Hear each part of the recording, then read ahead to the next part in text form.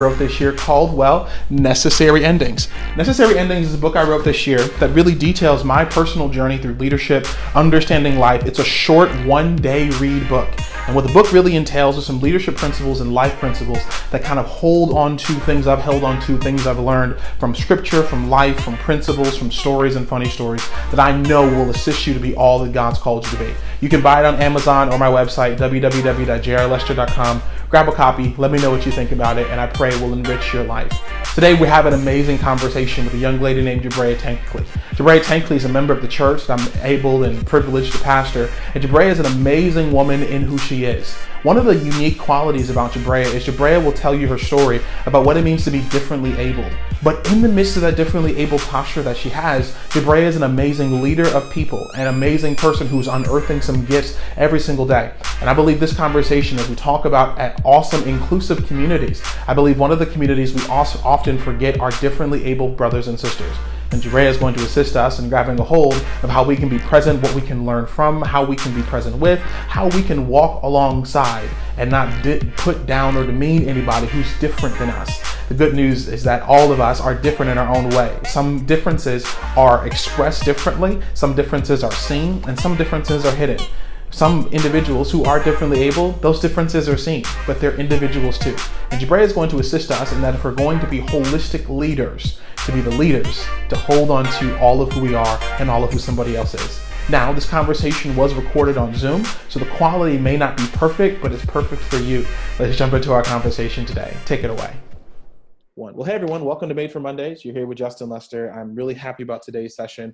Don't forget, you guys, like, share, and repost whenever you learn and grab a hold of this, especially our points of purpose that we have to make sure that you own your Mondays and Mondays don't own you. This whole point of this podcast is to make the decision to live. And so what I wanted to do, as we've been doing this in the season of COVID with different speakers and different people and different leaders especially, is I wanted to make sure we navigate all the different areas of life. And one of the areas I think that gets overlooked, that I was made sensitive to by the person on here, who's one of my former employees, I was made sensitive to a lot more and my eyes opened, were disabled brothers and sisters. And I feel that we overlook those brothers and sisters. And Jabraya has a wonderful story, wonderful testimony, but also amazing insight and research she's even doing because she's in school. Hallelujah. This is Jabraya. And so I want to bring to our podcast to help me welcome my former church administrator. I miss you, Jabraya, my former church administrator.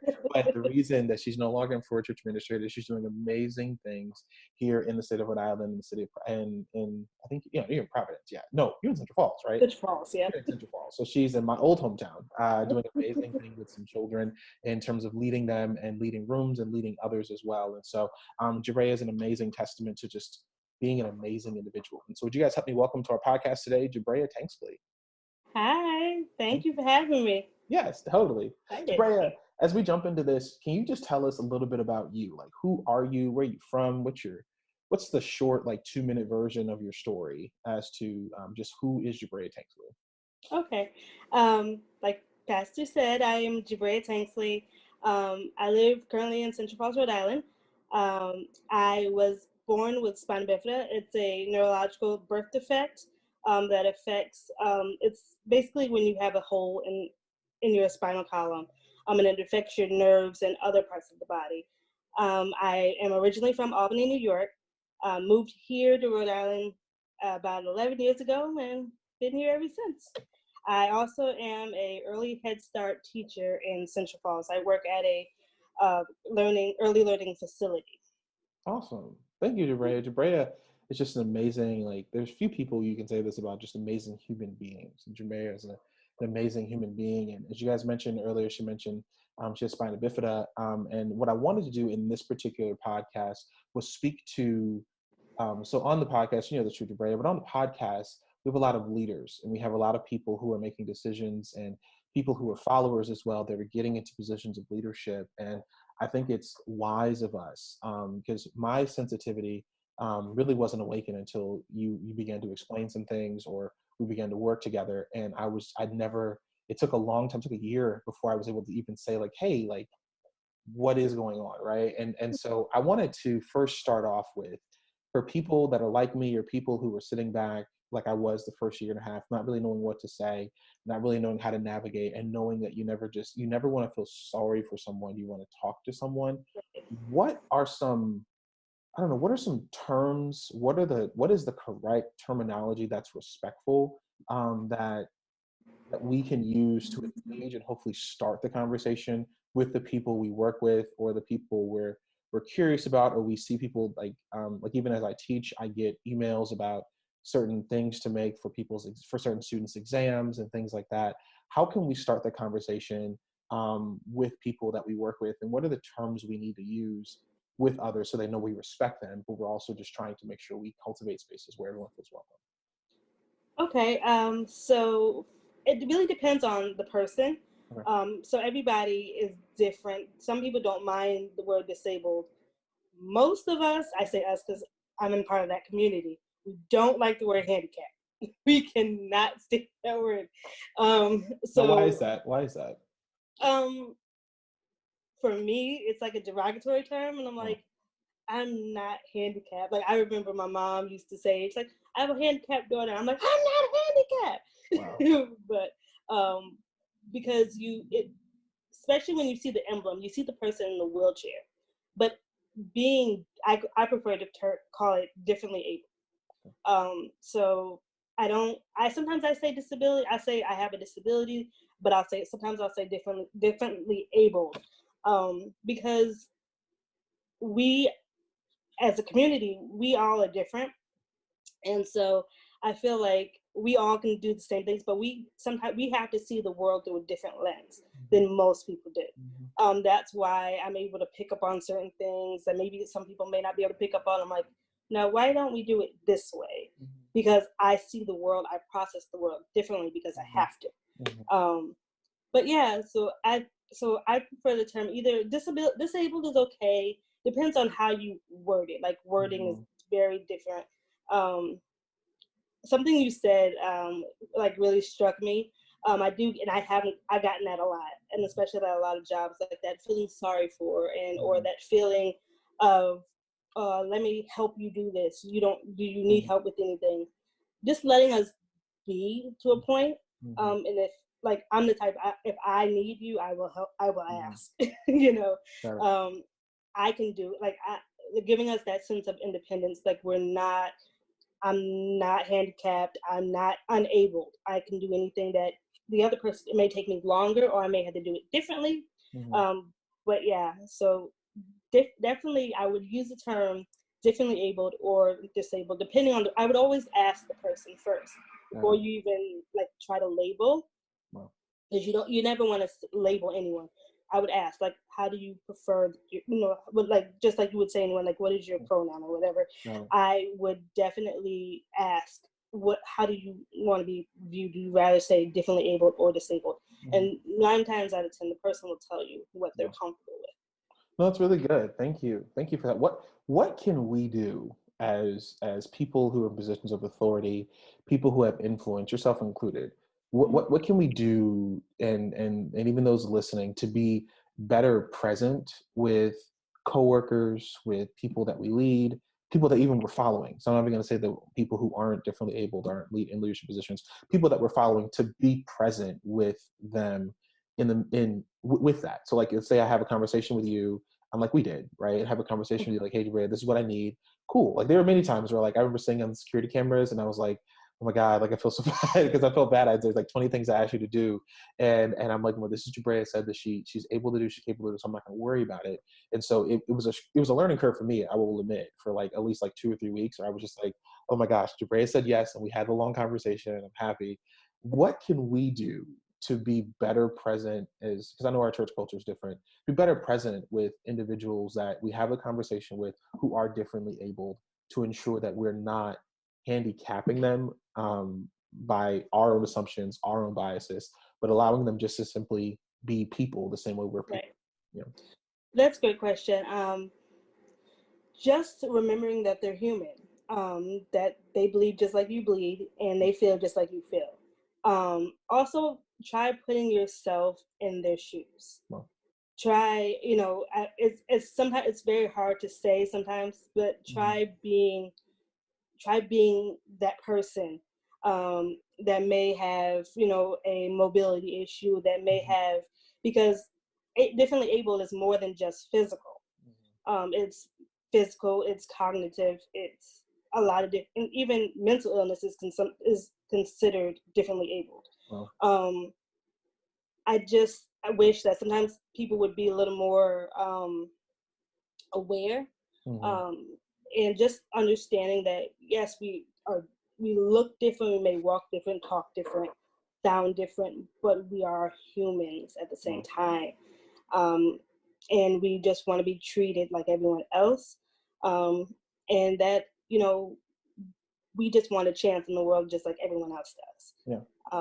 And just being able to open up that door and being able to have that opportunity without any type of constraints, just giving differently able people a voice really to be heard, because a lot of times we're don't do that, oh no, don't pick that up, that's a little heavy, but if the person went over there to help, clearly they know their body, they know what they can handle, so letting them engage, and without any hold, like if they need limitations, let them tell you the limitations. Don't put limits on us before we let you know what our limitations are. Wow. Does that make sense? Yeah, it does. That does. That's really good. So that's really good. Thank you for that. So with that too, so COVID. Oh my God, right? Oh. COVID, and you've mentioned a lot of different ways people can be differently abled, right? And so I can hear in that, you mentioned mental, you mentioned physical, you mentioned cognitive, you mentioned neurological, you mentioned all of that. What is it that, not just what others can do, but how are you navigating this season of COVID? And I think that's just the question. I don't need to go. So how are you navigating? And then we can get to suggestions after this, because I want you to, and then also I want to speak to people who are listening to this who are differently abled as well. But first of all, how are you navigating this season of COVID? Doing the best I can, honestly. It was tough in the beginning because I have, it's a lot of information thrown at you at a time. So it definitely is overwhelming. Also, me being a person with I have an compromised autoimmune system, and it's encompassed on everything else. So it was very scary. What happens if I get sick? I have other combined issues. So if I get sick, something else might come up, and it really is very nervous. But that's when I had to really, like, my faith stepped in. Okay, like, I know God's in control, and if He allowed me to be in this position, He'll cover and protect me as long as I'm doing what I need to do. I'm washing my hands. I'm making sure that my areas are sanitized. But now it's a lot easier to navigate. Definitely, and I'm able to show, my kiddos in my classroom, hey, trying to make it fun. Now it's like, okay, we can make this fun. How do you turn things into fun? And that's just, as me as a toddler teacher, I have to make everything fun. So definitely, that's one of the things. So navigation in the beginning was very, very, I was anxious a lot, very anxious at all times. But now I have more of a peace about it, and I'm just going, and I just have to be me and do what I'm called to do. Yeah. To other differently able individuals, Jabraya, what suggestions would you give them as we mark? I hate saying we're transitioning back into normal, because I don't think we'll ever get to normal again. But as we transition into wherever the world is as we know it, what are some suggestions or best practices that you're learning in terms of transitioning to the workplace that you would also suggest to others, other differently abled brothers and sisters, as they transition as well into their workplaces? Big thing that I always was instilled in me, and I try to instill in others: advocacy is big. You have to be your best advocate. Nobody knows you like you. So if you need something, if you don't understand something, or if there's something or some type of accommodation you need to speak up. You need to say, this is what I need. And also even your limitations. I don't like that term, but for some of us, we do have limitations, and you have to be very vocal about those things and boundaries and what you know you can handle. Don't try to overload yourself trying to prove a point. Mm-hmm. So definitely just advocate. You have to advocate for yourself and for your well-being. Wow. Jabraya, has the person that you were before COVID, how have you changed as a leader, as a worker, as a follower, as a person engaged in community? How has COVID changed you for the better as you transition into the world now? I'm more well aware of my community. Well, Um, Definitely living in Central Falls, a very wide community of different cultures, beliefs, different types of people, and that's one of the things I love about Central Falls. mhm, Um, I definitely am more aware of how I can help, how I can give back to my community. Um, Definitely opened my eyes to also see people. You know what I mhm, mean? Sometimes we mhm, get so, as differently able people, we get so caught up in this is who I am, this is who I want you to see me. But mhm. also, I'm seeing other people. You know what I Wow, mean? Also seeing, well, maybe he doesn't understand wow, the way I think. So let me help him understand the way I think. yeah, So not just you need to understand me and that's it. wow, Now I'm starting to see the world and not so much accommodating me, but how can I help you understand my world? Let wow, me welcome you into my world and show wow. you how I think and how I process. So That's it's a give and take.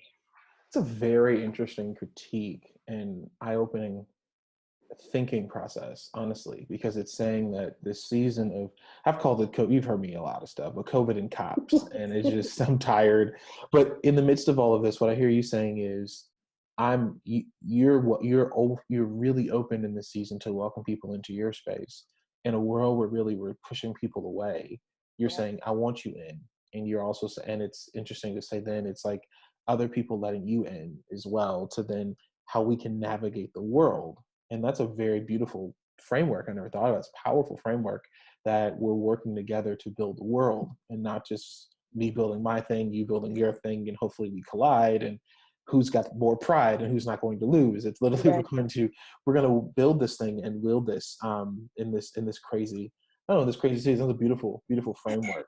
What I guess my last question for you, and speaking directly to that, and how what are the things that we as a community, then, as you say that, navigating, you're opening your space up, you're opening your story up, right? What are the things then that you would expect from individuals who are not differently abled to do, in light of now you're saying, listen, I'm welcoming you in, I'm independent, I'm able, right? I'm differently able, but I'm able. What would you expect from us, that and I'm going off of this, and you're catching me in the middle of my, like, I started writing my notes for Sunday sermon about loving your neighbor as yourself, and I want to define who is your neighbor.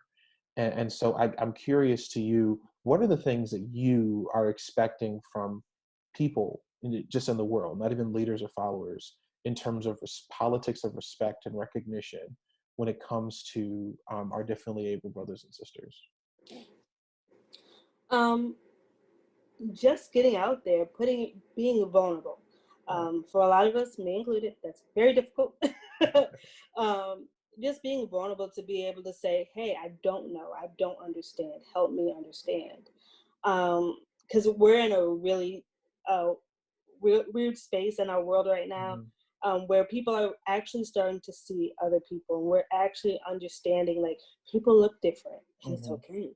Mhm. People talk different and it's okay. Mhm. So what I would say is be vulnerable enough to go up to that person if you see someone who's differently abled, and hey, like, have a conversation, get to know them, Mhm. sit inside their world. Mhm. Um, and you would probably see, like, you would learn some things from them and vice versa, they can learn things from you, that you probably never thought of. We can show you things about our world that might help your world, Yeah. and it will show you, um, just a different side of life. Just be able to experience life other than your own, and just like I said before, have that sense of empathy. What would it be like if I was on that other side? Yeah. Yeah. Oh, my last question to you, Jabraya, and then I want to make sure people have a way to connect with you, Hmm. is parents to children. right? So what would you say to parents where either they're made aware of something at birth, they learn something about their child as they grow, they have questions, they're worried about bringing I don't even know the steps for it. And what would you say to those parents of they're noticing something about their children or the doctors told them something? How can you encourage them as you look at your life and what you're doing in your life? Like, you're nothing to slouch at. You're doing great things in the community, great things, actively involved. It's like you said before, I'm abled. I'm just differently abled, right? And you're doing amazing things. What would you say to those parents who are worried at 2, 3, 4, 5 years old about what their child's going to do over the course of their life? How can you encourage them or speak to them about parenting their children? Yeah. Um, Basically, you are your child's biggest advocate. I can't stress enough advocacy. If you sense something, not that something is wrong, but something may be, it may be going on with your child, definitely advocate. Don't just sit around and just wait for the teacher to say, this is what I see. Um, Definitely, like, go to talk with your child's doctor, talk with your even especially in the education world, because I'm an educator, talk to the teacher and say, how is he or she doing, what are they learning, how are they coping with being in the classroom on a social emotional level, are they getting along with others, because it's, like I said, it's different pieces. um, and also doing your own research. Don't just wait for somebody to tell you, give you a pamphlet, and this is what it is. Do your own research Wow. on whatever you may know. If you may notice some things in your child, look it up, research it, and you might be able to see, how to help that child cope. But the best thing I can also say is, do not hinder the child. Wow. Um, do not hinder your child. If they will still, even if they may be whatever they may be diagnosed with, um, they are going to be great regardless. Don't ever put a limit on them. Don't ever tell them what they can't do. um, Even if doctors say, don't let them do this, don't let them do that, let them live a life full of possibilities. Never tell them what their limitations are. Always tell them they can be whatever they want to be, Wow. because once that's in their head, there's nothing that no one else can tell them or try to stop them from doing that. If they want to be a scientist, they'll be able to be a scientist. It doesn't matter if they have, multiple learning disabilities, they can still become a scientist. Yeah. And also showing them there are very influential people in this Yeah. world who have disabilities, who have made marvelous marks on this country, on this world, and show them that even though they may be they have a disability, they may be differently abled, that just like those folks did it, they can too. Wow. Thank you for this, Jabraya. Thank you. Mhm. Thank you so much. And so I want to give you a moment if you can let us know if somebody wanted to reach out to you, somebody had something curious and wanted to follow up even with something that you said. What is the best way that someone, this is your own space to reach our audience? How can someone find you or reach out to you if they want to get in contact? Um, I'm on social media. I'm on Facebook and Instagram. You can look me up, Jabraya Tanksley. If you just put that in the search engine, I'm right there. Not too many people have my name, so you'll find me. Also, my email is my name, my first name, jabrayat@gmail.com. You can also email me, and I'm more than happy to answer anyone's questions if they need tips or anything. I'm always here. Awesome. Jabray is a wealth of resource and a wealth of resources. And honestly, as we even think about as for my in the facility that we're in, and childcare facilities and our daycare, and even the future of our church, about just where we're headed in the future, the person I've leaned on the most and has been Jabray, and I'm really excited about what God is doing in her life and where her future's headed. And so I pray you guys are blessed by this. Please be sure to follow up and engage if you have any questions with her. Be sure to leave something in the comments as well to affirm even the work that she's doing and to engage with her as well if you have any questions. So once again, Jabraya, thank you so much for joining us today. Thank you. Hey, everyone, listen, you were made for this. Today and this week can be your best week. Make the decision to live, choose to live, and know that you were made for Mondays. Mondays don't own you. You own Mondays. Now run into this week, see the world differently, as Jabraya said, see the world differently and see the world through the eyes of somebody else and allow yourself to grow because you're seeing the world differently. And I guarantee, as Jabraya said, you can see something. There's blind spots we don't see. And I pray this week is a week you can see those, grab a hold of those, and be a better human. Be a better human. You guys, you're made for this. Have a great week. Well, thank you so much for joining us today for Made for Mondays. I pray today blessed you to be all that God has called you to be, all that you know you can be. I mentioned this a couple of weeks ago the month of November, I want to dedicate to you, the listener.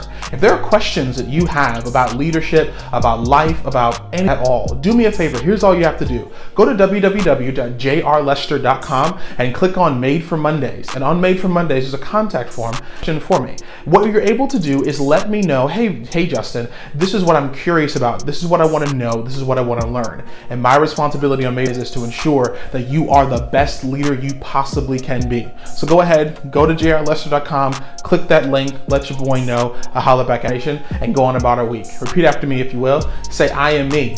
I can be me. No one will stop me from being me. You were made for this. Mondays won't beat you.